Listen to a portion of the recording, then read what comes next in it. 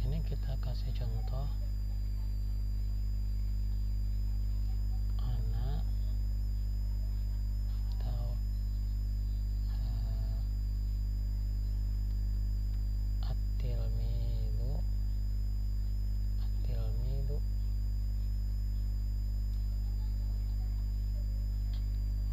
raji'un ila baitihi. Baik, sini ada at-tilmidu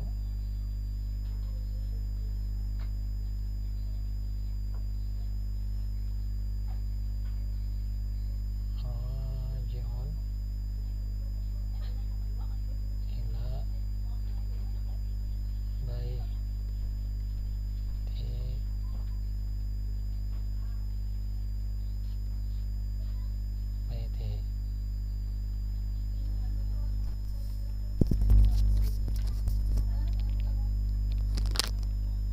Maka at-tilmizu di sini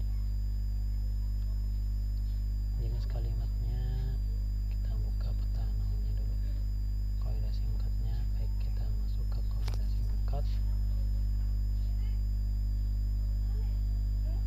Nah, ini kan ada isim fi'il atau huruf. Kita tentukan bahwasanya at-tilmizu ini isim.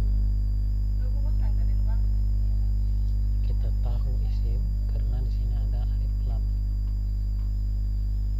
Isim tandanya alif lam.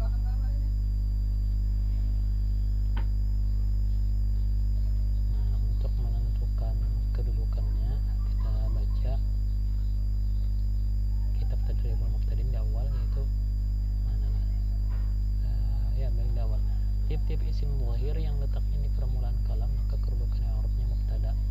Amil sebabnya adalah ibtida. Status hukumnya adalah rupa. Maksudnya apapun isim, bentuk isim apapun itu, zahir ataupun domir, itu kalau sudah di permulaan kalam pasti mubtada. Tinggal lagi kalau isim zahir itu, kalau isim itu zahir maka hukumnya rupa, kalau isim itu domir maka hukumnya itu nanti mabni, tapi kedudukannya tentu pasti mubtada. Sini kita tulis mubtada.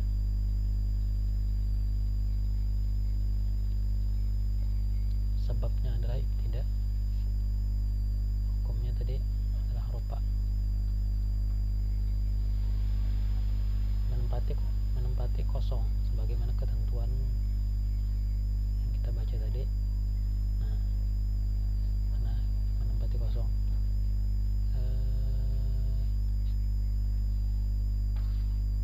Terkadang tidak wajib diisi bila kalimat itu dihukumi mu'rab, yaitu rofa, nasab, khafat, jazam, maka tidak perlu diisi. Kosong. Alamatnya, alamat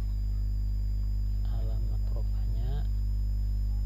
Sebelum menentukan alamat rofa, kita cari tahu dulu tilmiz itu apa maknanya.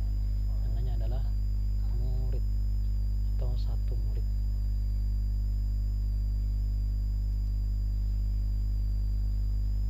Atau seorang murid. Nah, berarti di sini isim mufrad. Kenapa jadi isim mufrad? Pada halaman ketiga Tanahu, isim mufrad adalah isim yang menunjukkan makna satu. Rofanya dengan dhammah, nasabnya dengan fathah, khofatnya dengan kasroh. Karena kita hukumkan rofa. Nah, tadi rofa kan, rofanya dengan dhammah. Baru bisa kita kasih baris di sini at-tilmizu. Ya, sudah. Kemudian raji'un, isim, tanda isimnya adalah tanwin. Kenapa kita sebut tanda isimnya tanwin? Nah, alamat isim tanwin atau tanwin sebagai alamat isim yaitu pada isim yang tidak beral. Kalau isim itu tidak beralif lam, kalau isim itu tidak beralif lam maka alamatnya ada tanwin.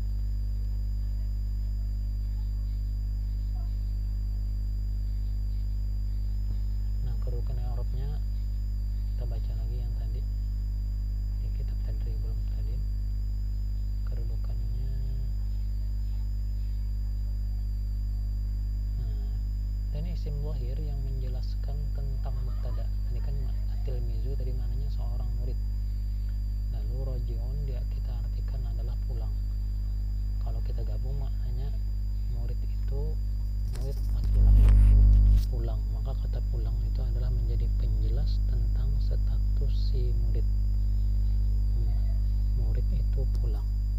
Nah, berarti roji'un kita dudukan sebagai khobar mubtadanya. Khobar mubtada. Amilnya kita baca lagi. Kalau khobar mubtada amil sebabnya adalah mubtadanya. Nah, berhubung tadi mubtadanya adalah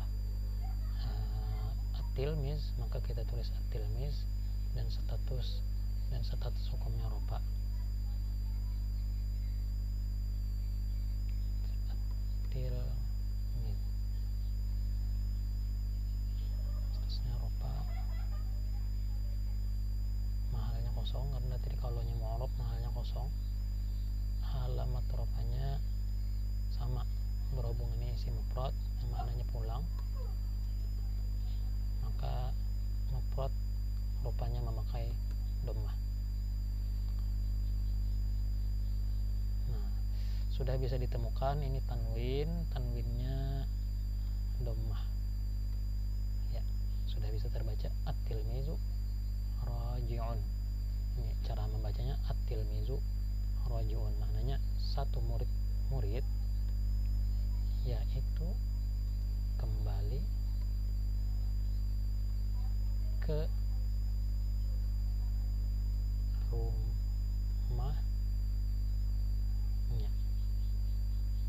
rumahnya.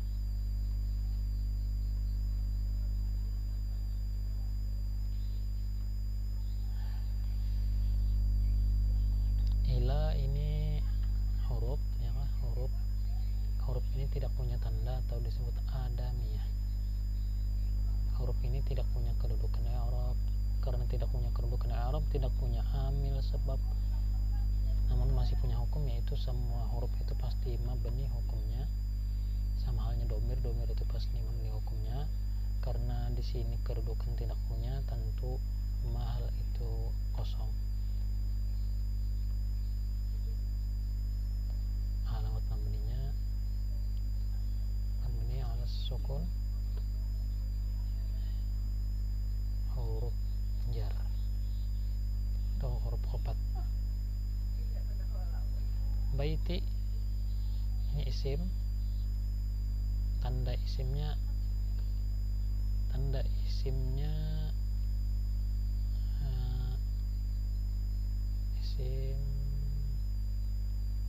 dapat pada isim yang bersandar kepada kalimat lain. Berhubung baiti ini kalimatnya menyambung atau bersandar gandengan dengan hi, maka ini isimnya namanya isim yang beridopat.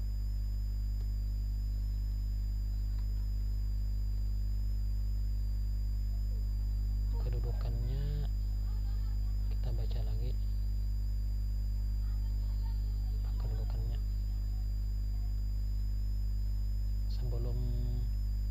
sebelumnya tadi ada tulisan ila. Tiap-tiap isim zahir yang dimasuki huruf-huruf khobat atau huruf jar, maka kedudukan i'rabnya majrurun biharfil jar.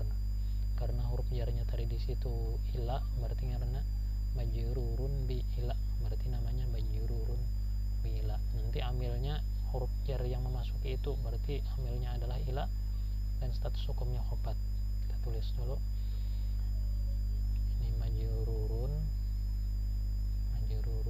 bi ila, amilnya ila, status hukumnya khobat. Sudah ditemukan, tinggal tanda khobatnya aja lagi. Tanda khobatnya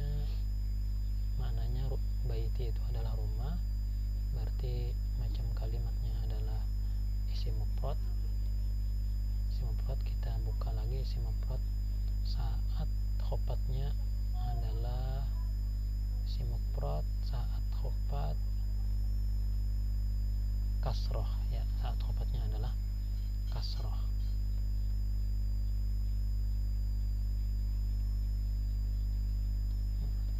Baru kita bisa barisi baiti.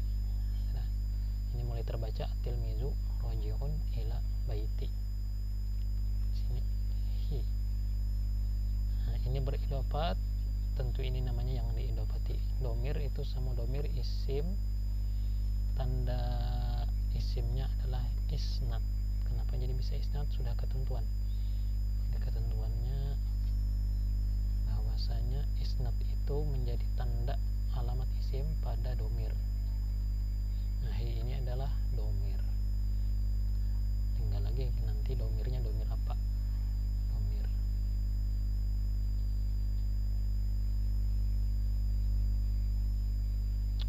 Baik, kita kembali lagi ke buku Tadribul Muqtadin. Apa penjelasannya? Tiap-tiap isim zahir yang diidofati atau disandari maka kedudukan i'rabnya mudhofun ilaih. Mudhofun ilaih. Disandari, kalau disandari mudhofun ilaih. Nah, sebabnya yang mengidofatinya, amilnya yang mengidofatinya, berhubung yang mengidofatinya tadi adalah baiti, maka nanti kita tulis baiti, dan status hukumnya pasti khopat. Kita tulis dulu ya, i'rabnya mudhofun ilaih, amilnya yang menyandarinya itu baiti, status hukumnya khopat, tanda khopatnya ini mahal kosong karena ini mu'rab. Tanda khopatnya kita tentukan dulu, ini domirnya. Oh, ini tidak bisa dihukum khopat lah. Maaf, ini tidak bisa dihukum khopat karena ini domir. Domir itu pasti mabni. Semua domir itu pasti mabni. Mabni.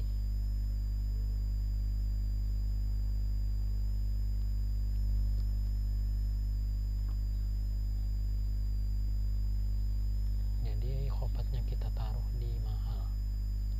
Mabni menempati khopat. Nah, inilah yang dimaksud tadi. Nah, kita buka buku latihannya. Baik. Nah, terkadang mahal itu wajib diisi apabila kalimat itu dihukumi mabni. Sedangkan kalimat mabni itu menempati tempat yang seharusnya diisi kalimat yang mu'rab. Nah, kayak tadi kan. Nah, kayak tadi hi ini mabni, tapi dia menempati tempat yang seharusnya ditempati kalimat mu'rab. Apa namanya pun kedudukan i'rab, mudhofun ilaih namanya.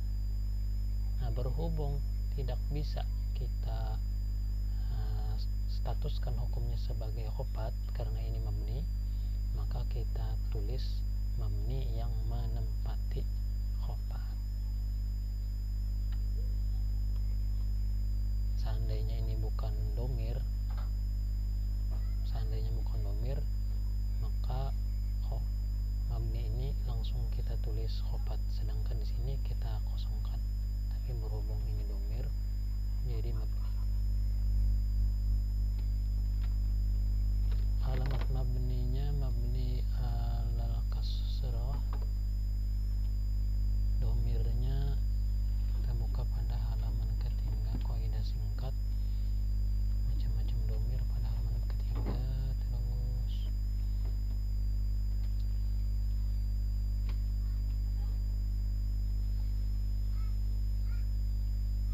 domir ada 3. Domir baris munfasil, kata ganti yang nampak lagi tersendiri, contohnya huwa dan nahnu. Domir baris muttasil, kata ganti yang nampak yang tersambung dengan kalimat sebelumnya. Nah, bisa menempati rofa, bisa menempati nasab, bisa menempati khopat. Karena yang tadi menempati khopat, nah, maka di sini contoh-contohnya hi, hima, him, ha, hunna, ka, kuma, kum, ki, kunna, ya, sukun, dan na. Ini semuanya domir baris muttasil mabni yang menempati khopat. Dhamir bariz muttasil.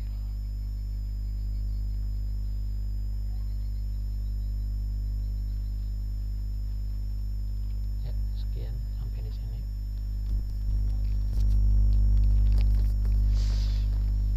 Ya, sampai di sini penjelasannya. Bila ada yang hendak ditanyakan bisa ditulis di kolom komentar atau bisa